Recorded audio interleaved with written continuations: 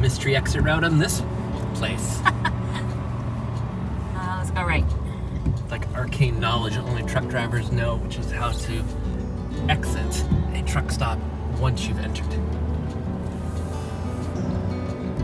you follow the signs? There are no signs. There are never any signs. You follow a trucker. Yeah, they go in all the directions. You never know where they're going. Are they going to the truck wash? Are they going to the Catskill? Can't tell. Are they going to park overnight? Still no way to know. Are they going to get a burger?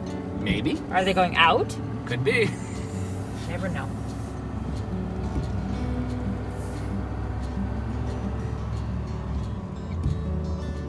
Hey Circuit Riders, welcome back to the channel.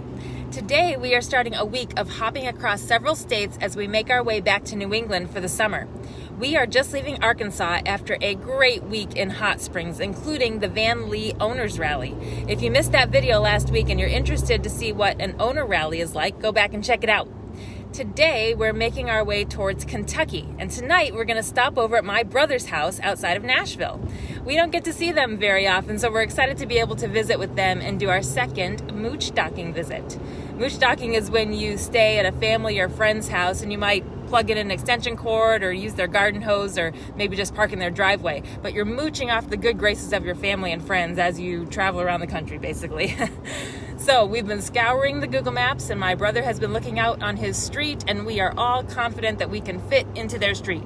They live on a cul-de-sac, so hopefully no problems getting set up in there. All right. So I'm going to try to do a full turnaround in the cul-de-sac. Turn around in the cul-de-sac.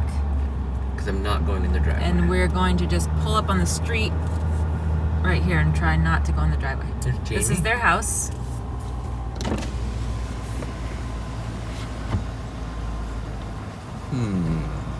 It's the second driveway is theirs.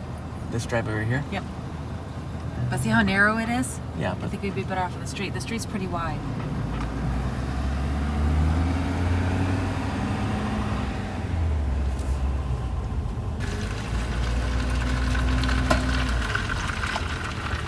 Like I'm pulling that sideways a little bit. Okay. It's okay.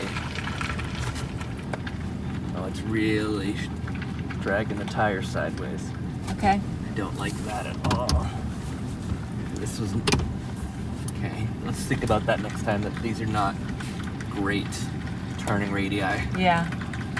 All right, that's good. Because see how it's just hard in the tires.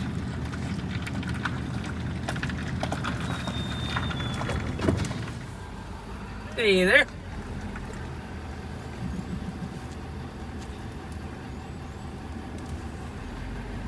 It's on a hill. Okay. So we'll still make a decision on if this is a better spot. All right. Well, that's good for now. We can go eat some dinner. It might be too much of a hill for right here, so we might do something else, but because we're like that, it looks like. But you're welcome to park anywhere on the street is fine. Yeah. Fine. No one's ever down here. Yeah. You're Okay. more than welcome. But the neighbors have these yappy dogs. Well, I might No problem. eventually back up because it's flatter. Right. Another Yeah. section No, back. it's fine. Yeah. I told them that you guys would Alright, be yes. there. Oh, It's okay. fine. Yes. Well, we'll come in and eat dinner Yeah, first, 'cause and we're then we'll good figure it out. for now.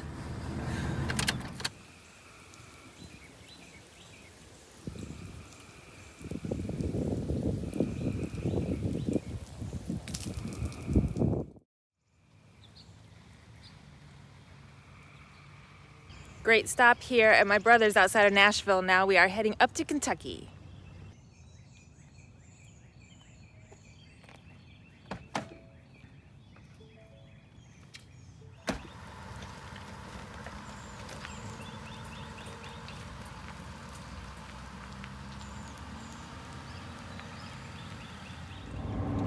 This is RV park. I'm turning right here. Came up on me.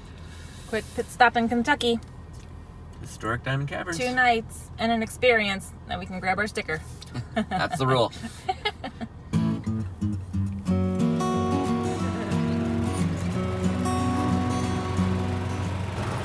These are all 30 amps over here. Right? Yeah. Which we could do too if we didn't have 50, but If you got 50, we'll take it. Yeah, I've got 5 or 6 50s. All right. Well, we don't usually get a tour in the golf cart to go find our site, but that guy was really helpful. He took us around and showed us the different options so that we didn't have to drive our rig all around the campground.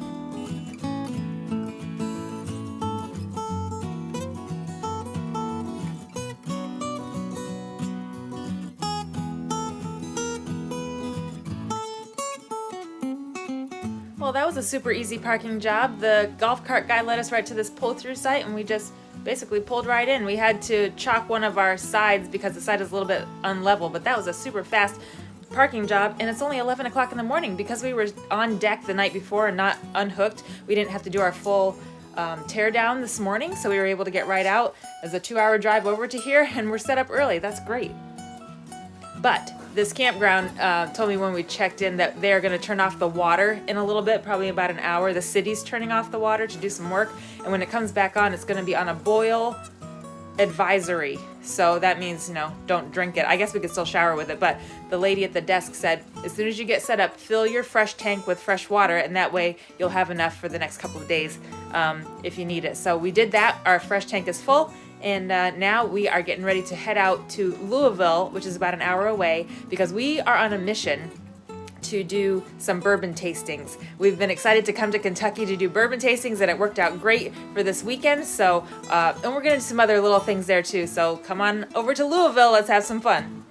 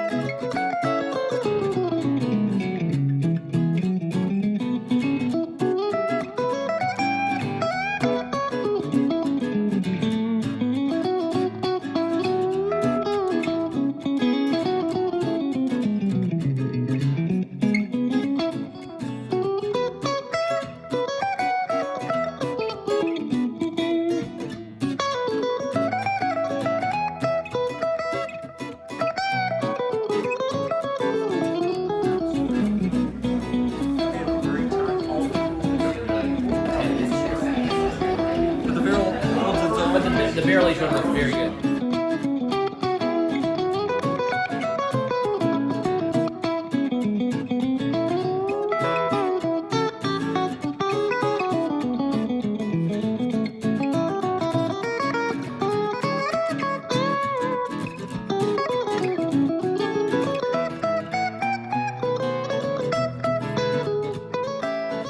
Pick it up, just hold it by the plastic sleeve. Sounds good. Okay?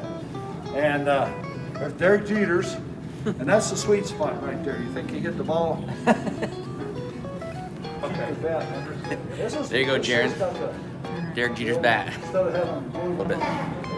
just hold it by the plastic. You know what's the difference in that bat? Why is this cut out at the end here? So it's Make it lighter. lighter. Huh. Runs out of that 60. Out of that on that one bat. And then you move the bat. See what he said? That moved pretty well. Nice. His first home run.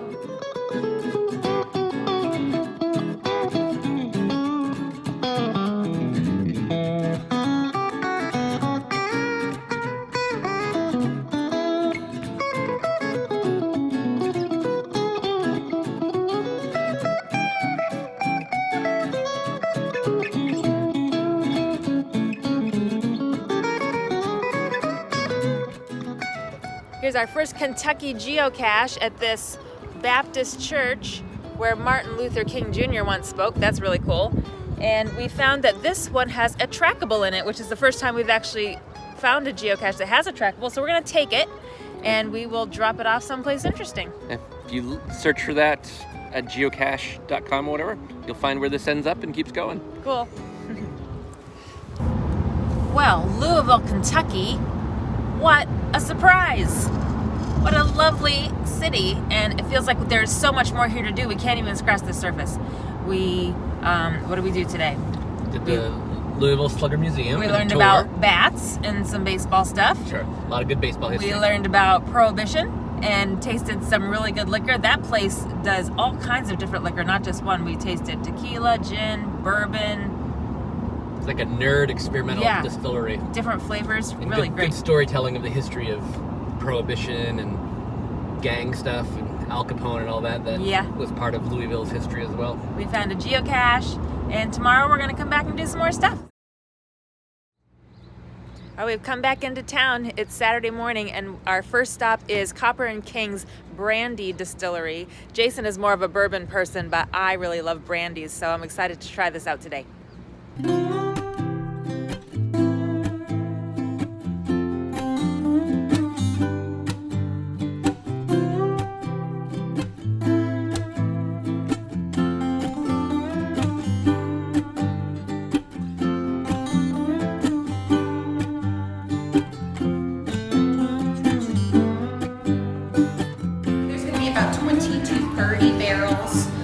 Involved with the blend for this.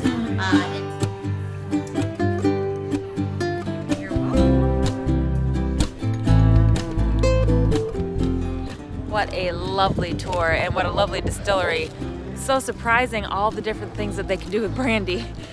We got a chocolate liqueur it's a brandy barrel with cocoa nibs in it. Delicious, nice sipping dessert liqueur. And we've never tried absinthe before, but this is an absinthe barrel aged, so finished in a bourbon barrel. It's so good. It tastes just like black jelly beans, very licoricey flavor. Well, it's black jelly beans meets bourbon aged barrel. Jason loves black jelly beans. Every Easter he just wants a bag of black jelly beans. That's his favorite thing. That's gonna be my new Easter drink. And a regular grape brandy, which is their signature Which was liqueur. excellent. So The tour was fantastic here. we came out good on this one.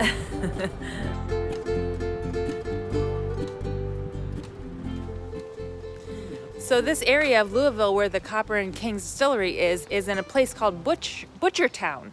And there used to be all kinds of animal butcheries around here back in the day. I think pigs primarily. Pigs, and I think there's only one left. The tour guide was telling us about it, that when she grew up here in Louisville, there was quite a few butcheries still here, and they could hear the squealing of the pigs and smell the smells on the butcher days. And she was just telling us about the neighborhood and why the distillery is there. Really interesting tour. We had a great time. Man, we are so good at finding things. We true. have jam-packed these 2 days in Kentucky into such a great experience, and we see things on Google Maps and we think, oh my gosh, I didn't even know that was here. Let's go see it. So we're walking from the distillery to a fried chicken place for lunch, and on the way is a house that Thomas Edison stayed in while he was inventing light bulbs. Like, what are the chances? RVing is amazing.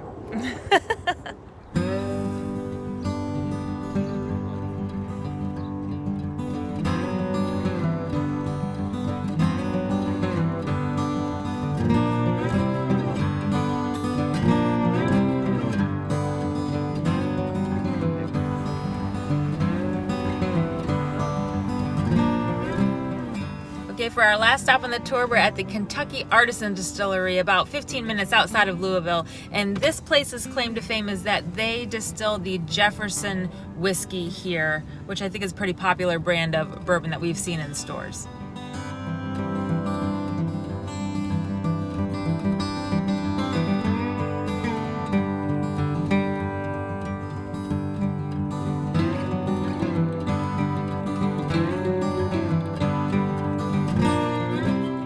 The liquid actually goes into the stave. Oh, wow. It's like a smoke ring on a brisket or something. Yeah. So that's how much. a good And combo. Kentucky is the best climate for aging bourbon because of our weather.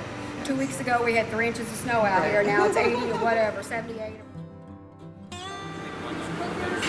Then it comes over here and it's fermented for about 3 days. We have these cypress barrels because this is how they used to do it 200 years ago, and it looks cool. Yeah. Our main fermenters are back there.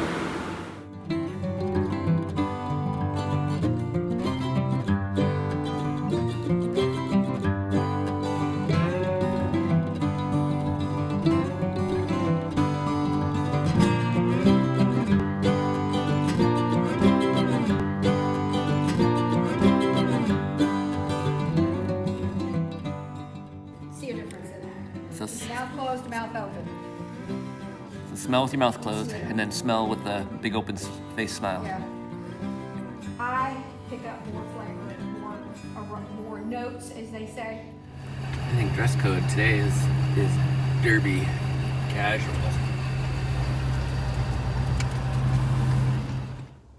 And by total coincidence, today happens to be Kentucky Derby Day in Louisville. And it's so fun to be down here and see these community events. And it's sort of like Mardi Gras was when we were in New Orleans. All day people have been saying to us, Happy Derby Day, Happy Derby Day. So it's a real local thing here. And you see women walking around town with these big fascinators and hats on. And even you saw our tour guide at the latest distillery had a big hat on today, and she had pins all over for the Derby. But Churchill Downs, which is where the races take place, and it's more than one race, it's actually multiple days of races, and then one of the races is the Derby race. Churchill Downs is in the middle of kind of an inner city neighborhood, and all around it, and it's a very large complex, but all around it, all the houses are having their own yard parties. People are just outside grilling or selling lemonade, or, you know, people are parking all over the lawns and stuff. So I think it must be a very festive and party atmosphere here in Louisville for the Kentucky Derby. We did look online just briefly to see, you know, how much it would be to get in there, and the cheapest tickets we found to actually see the race were about $400. So we said, no thank you, we will go and do some other things. All right, we're heading out to West Virginia today. We were only in Kentucky for 2 days, not even, a day and a half. Wow, we can't believe all the stuff there is to do here.